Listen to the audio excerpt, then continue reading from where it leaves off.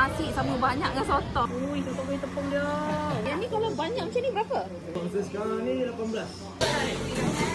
Memang betul-betul Cik Man Cik Man yang masak kan? Siap ada betul-betul. Best seller.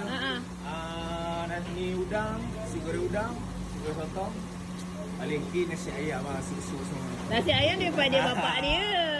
Sampai sekarang tak tahu. Memang berbaloi sotong fresh bukan sotong ring. Sos dia. Sip.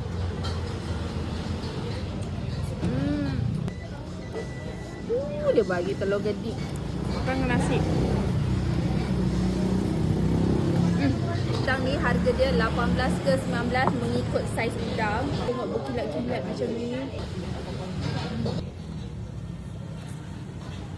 Dia nasi-nasi kalau korang dapat udang yang besar memang best lah. Korang takkan dapat udang-udang frozen tau. Ikan sekat macam ni siap masak, harga dia RM40 ke atas mengikut saiz juga. Berasal ada bagi neneh tu. Masak-masak neneh, manis-manis ada. Yang pastinya bukan ikan bela. Ikan siakak yang bukan bela mahal tau. Tak hanyap. Makan-makan. Buka hari-hari 6 petang sampai 12 malam. Ni harga dia punya goreng-goreng. Set 2 orang, 4 orang, 7 orang, 12 orang. Tadi tak ramai orang, sekarang dah penuh. Tambah udang dia.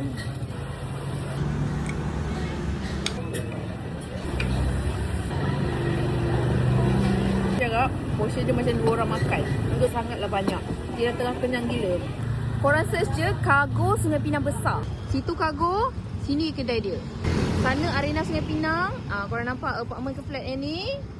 Itu je. Kalau korang tak nampak juga kedai sideboard besar ni. Nampak dia tulis macam ni.